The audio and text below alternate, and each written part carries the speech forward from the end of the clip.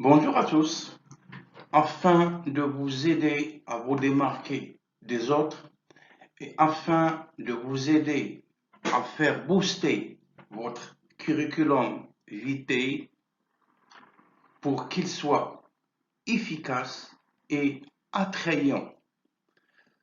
Croyez-moi, la formation que je partage avec vous, qui est gratuite, qui va vous prendre uniquement quelques heures, va vous permettre d'un côté d'avoir un plus, d'expliquer indirectement, sans même dire un mot à votre employeur potentiel, que vous comprenez les lois en vigueur et que vous comprenez vos droits et vos obligations.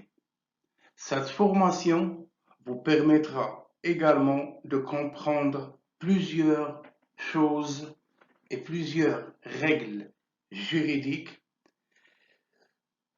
à savoir les règles administratives et juridiques régissant le contrat du travail, comment on accueille le du nouveau personnel, les nouveaux travailleurs, que signifie le droit de gestion de l'employeur.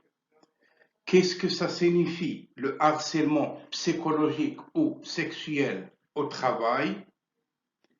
Il vous permettra également de savoir comment on calcule les heures de travail rémunérées, comment on calcule le salaire, les heures supplémentaires, les vacances, les jours fériés, les absences et les congés pour nouveaux parents.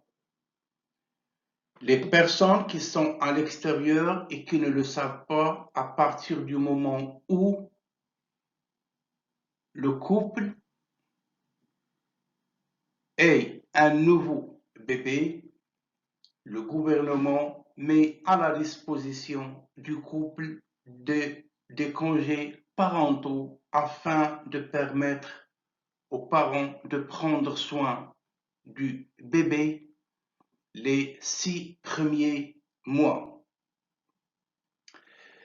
Ces congés sont payés par le gouvernement étant donné qu'à partir du moment où vous commencez à travailler au Québec, vous cotisez dans le cadre du régime parental. Que vous ayez des enfants ou non, il faut cotiser. Et à partir du moment où vous avez une naissance, vous avez le plein droit d'obtenir des prestations de congé parental. Vous pouvez également, vous aurez avoir accès à toutes les informations concernant la démission, le congédiement et le licenciement. Quelles sont les différences ou quelle est la différence entre démissionner, congédier un travailleur ou licencier des travailleurs? Ce sont des informations qui ont été présentées de façon structurée par l'université TELUC et le centre de santé ou la commission des normes de travail, de santé et de sécurité au travail. Les personnes qui travaillent déjà au Québec savent bien que le CNESST est le chien de garde qui veille au bon respect des lois régissant les contrats de travail. Il veille au bon respect des employeurs des obligations légales qui leur incombent, notamment la prévention du harcèlement et la prévention des accidents de travail et des maladies professionnelles. Cet organisme provincial et le chien de garde en matière d'application des règles régissant l'octroi des permis de travail, les permis d'agence de recrutement de travailleurs locaux et internationaux. Certains imposteurs, certains fraudeurs cherchent à vous faire croire qu'ils ont le numéro et qu'ils ont les permis requis. Sachez-le, voulez-vous ou pas, la personne qui ne partage pas avec sa communauté au moins son nom et son prénom pour pouvoir l'identifier au cas où il a commis une fraude à l'égard de qui que ce soit, c'est un simple arnaqueur. Certaines personnes se servent de faux prénoms, On essaie de vous faire croire qu'on s'appelle tel ou tel. Or, c'est faux. Soyez vigilants et soyez vigilants. Revenons à notre mouton ou à nos moutons.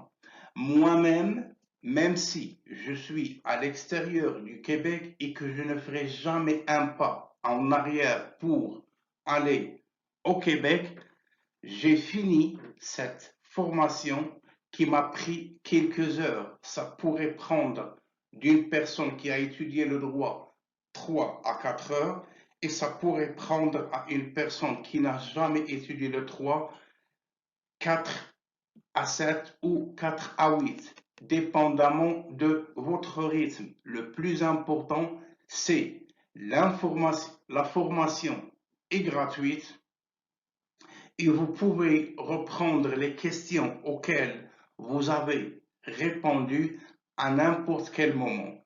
Il faut tout simplement créer un compte afin d'avoir accès au programme.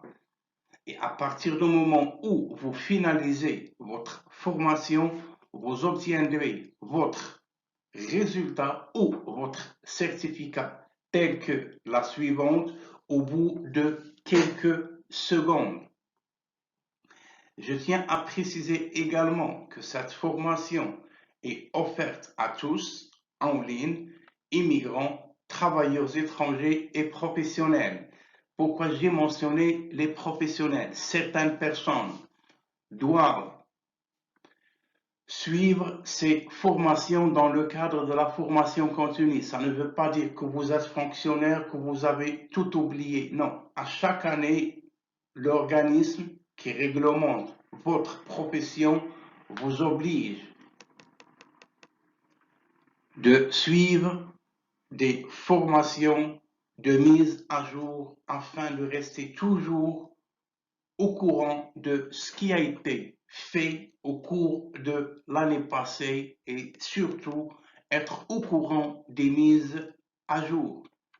D'ici là, je vous souhaite bonne chance. Vous trouverez le lien pour créer votre compte vous permettant de commencer cette formation dans la barre de description de la vidéo. Bonne chance à toutes et à tous. À la prochaine.